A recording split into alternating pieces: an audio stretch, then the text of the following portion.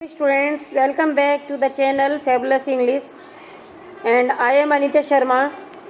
Today I will explain figure of speech, poetic device. So students, if you like my video, then please subscribe my channel, share and comment also, and like also students. Friends, आपको ये video last तक देखनी है, तभी आपको clear हो जाएगा कि क्या फिगर ऑफ स्पीच होता है, कितने काइंड्स होते हैं, कहाँ इसका यूज़ होता है, ये अभी मैं आपको बताने वाली हूँ। तो स्टूडेंट्स, एग्ज़ाम में आपके क्वेश्चंस आते हैं एक्सट्रैक्ट से, पोएम के एक्सट्रैक्ट से या फिगर ऑफ स्पीच जो पूछे जाते हैं, उसमें आपको इसकी डेफिनेशन, इसके काइंड्स, इसके एग्जाम्पल आपको पता होने चाहिए, तभी आप उसमें फाइंड आउट कर सकते हैं। अभी जैसे आपने देखा कि ऑब्जेक्टिव टाइप पेपर आएगा आपका, तो उसमें ज़्यादातर क्वेश्चन इससे पूछे जा सकते हैं, तो आपको ये सब कुछ क्लियर होना चाहिए। First of all I will tell you what is figure of speech. Students, आपको ये पता होना चाहिए सबसे पहले कि फिगर ऑफ स्पीच क्या होता है।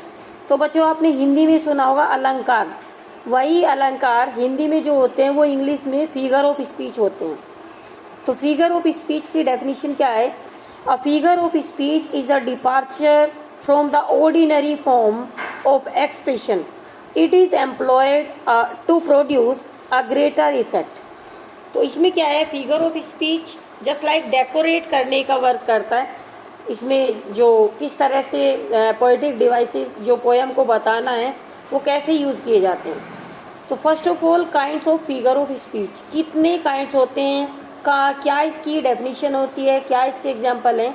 सो dear students, first of all I will tell you about simile. अब देखिए, सिमली मीन्स होता है उपमा अलंकार। तो इसकी डेफिनेशन क्या है बच्चों? Simile is a figure of speech in which there is a comparison between two different object having at least one point in common. तो सिमली वो फिगर ऑफ स्पीच होता है जिसमें कंपैरिजन होता है दो अलग अलग ऑब्जेक्ट और जो चीज़ें होती है उनके लिए, और कम से कम एक पॉइंट पे वो कॉमन होती है। तो स्टूडेंट्स, एग्जाम्पल आप इसमें देखेंगे उससे समझ में आ जाएगा। And the comparison words are used also. Comparison words होते हैं एज, लाइक, सो. तो अगर किसी भी सेंटेंस में आपको लग रहा है कि वहाँ पे एज, लाइक, सो तीनों में से कोई एक भी वर्ड आया है, it means there is simile. आप एग्जाम्पल देख सकते हैं इसमें, she is lovely like a rose. Like, तो लाइक से आपको स्टूडेंट समझ में आ जाएगा कि ये फिगर ऑफ स्पीच कौन सा है, सिमली है. नंबर 2 एग्जाम्पल इसका है, she falls like a tear from the eyes of a bride. यानी वो गिरती है ऐसे जैसे कि दुल्हन की आंखों से आंसू गिर रहे हैं, और लाइक इसमें वर्ड आया. Now next figure of speech is alliteration. अब बच्चों देखिए, इसमें एलिट्रेशन को कहते हैं अनुप्रास. Alliteration is the repetition of the initial letters, generally a consonant, of many words, making the stressed syllable in a line of poem. अब देखिए, इसमें कॉन्सोनेंट बच्चों आपको पता होना चाहिए. जैसे 26 लेटर्स होते हैं, तो ए, ई, आई, ओ, यू को छोड़ के बाकी जो 21 बचते हैं वो कॉन्सोनेंट होते हैं. तो अगर कॉन्सोनेंट की साउंड आए और कॉन्टिन्यूसली वो रिपीट हो जाए, तो इट मीन्स देयर इज क्या, एलिट्रेशन, अनुप्रास. Now the example is stood still to smile. S repeat हो रहा है बार बार. और सेकंड अगर आप देखें, इट्स साइलेंसेज. एस. तो जहाँ पे कॉन्सोनेंट बार बार रिपीट होता है, लेटर रिपीट होते हैं, it means there is alliteration. So dear students, now the next figure of speech is metaphor. अब बच्चों समझना चाहिए आपको, जो मेटाफर है वो बिल्कुल सिमली की तरह होता है. कैसे? Metaphor is a figure of speech in which two things are compared and treated as one. देखिए, ये इसमें भी कंपैरिजन हो रहा है, सिमली में भी हो रहा था, बट इसमें एक डिफरेंस है. मेटाफर में क्या, इसमें कंपैरिजन वर्ड्स यूज नहीं होते. जस्ट लाइक एग्जाम्पल आप देखेंगे, लाइफ इज अ ड्रीम. अगर मैं बोलती life is like a dream तो हो जाता सिमली. मैंने बोला लाइफ इज अ ड्रीम, तो ये हो जाएगा metaphor. Second example, the camel is the ship of desert. Camel को बताया है शिप ऑफ द डेजर्ट, रेगिस्तान का जहाज। तो इसमें कंपैरिजन किया गया है। It means here is metaphor. Metaphor means रूपक अलंकार। Students, next figure of speech is personification. इसको हिंदी में कहते हैं मानवीकरण। Means personification is a figure of speech in which lifeless objects and abstract ideas are thought of as persons having life and intelligence. तो example इसमें आप देखेंगे, experience is the best teacher. And second example, let not ambition mock their useful toil. तो इसमें students क्या होता है कि जो लाइफलेस ऑब्जेक्ट होती हैं या एब्स्ट्रैक्ट आइडियाज होते हैं, उनको ऐसा माना जाता है जैसे कि उनमें लाइफ हो, सोचने समझने की पावर वो रखते हो। तो ये होता है personification. Next is oxymoron. Oxymoron को हिंदी में कहते हैं विरोधाभास। Oxymoron is a figure of speech in which two opposite qualities are added to the same thing. Example आप देखेंगे, इसमें क्या होता है, एक ही सेंटेंस में दो अपोजिट चीज़ें साथ साथ रखी जाती हैं। जैसे कि the naughty boy is cunningly simple. देखो, नोटी भी है और सिंपल भी है। Second, it is an open secret. Open, खुला हुआ, सीक्रेट, रहस्य, तो दोनों अपोजिट है इसमें। Next is hyperbole. Hyperbole means होता है स्टूडेंट्स अतिशयोक्ति। Hyperbole is a figure of speech in which things are shown as greater or smaller, better, worse than they really are. वास्तव में जो जैसी होती हैं उनको बढ़ा चढ़ा के बताया जाता है।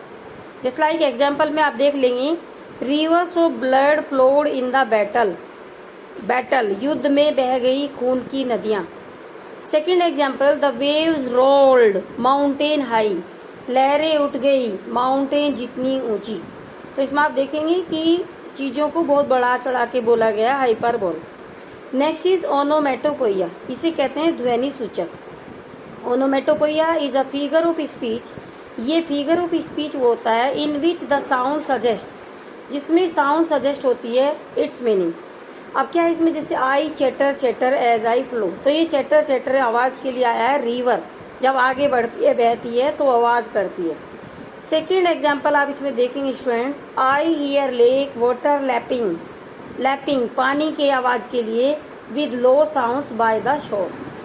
नेक्स्ट स्टूडेंट्स, आप फिगर ऑफ स्पीच इसमें देखेंगे pun. A pun is generally used in pledge.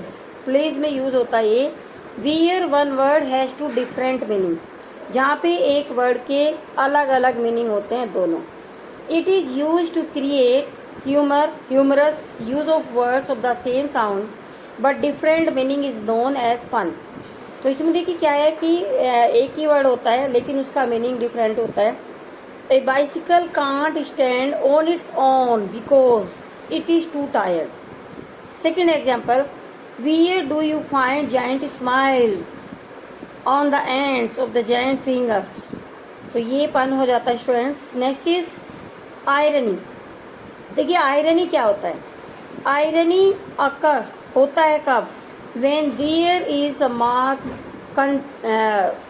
contrast between what is said and what is mean। तो जो हम कहें उसके और दोनों के बीच में जो मीनिंग होता है वहाँ डिफरेंस होता है, जैसे वो दिखते हैं। जैसे कि a fire station burns down. देखिए फायर स्टेशन है खुद में और वो जल गया। Second, the police station gets rob. भाई पुलिस स्टेशन में डाकू आ गए, लूट गया। तो ये यहाँ पे आयरनी है। Now the next figure of speech is repetition. Repetition is a figure of speech in which a word or phrase is repeated two or more times। Means इसमें वर्ड रिपीट होते हैं और फ्रेजेस रिपीट हो सकते हैं। जैसे कि इसमें आप देख रहे हैं, सी स्माइल स्माइल एंड स्माइल। तो बार बार ये वर्ड रिपीट हो रहा है। Next is water water everywhere. तो इसमें वाटर वाटर रिपीट हो रहा है, इट मीन्स ये रिपीटेशन है। Next is assonance. अब देखिए एजोनेंस स्टूडेंट्स आप ध्यान से देखना, एजोनेंस और जो ये होता है हमारा एलिट्रेशन, इसमें बच्चे कंफ्यूज हो जाते हैं। मैंने इसमें बताया था कि कॉन्सोनेंट की साउंड आती है, इसमें क्या आता है, it's a figure of speech in which the same vowel sound, vowel sound होता है। कौन से होते हैं vowel, A E I O U, repeat होते हैं ये within a group of words. जैसे आप देखेंगे इसमें, it was too soon next is alone alone, all alone, alone on a wide wide sea. तो देखिए इसमें ये इसमें जो आ रहा ना ये हो जाता है वर्बल। सो स्टूडेंट्स अभी मैंने आपको बताया फिगर ऑफ स्पीच क्या होते हैं और ये आता है क्वेश्चन एग्जाम में, तो बड़े ध्यान से आप सुनिए इसको और सब्सक्राइब शेयर एंड कमेंट। अगर आपको मेरी वीडियो पसंद आ रही है तो आप इसको शेयर कर दीजिए, सब्सक्राइब, और ताकि आने वाली वीडियो का नोटिफिकेशन आपको मिलता रहे, और कमेंट कीजिए स्टूडेंट्स।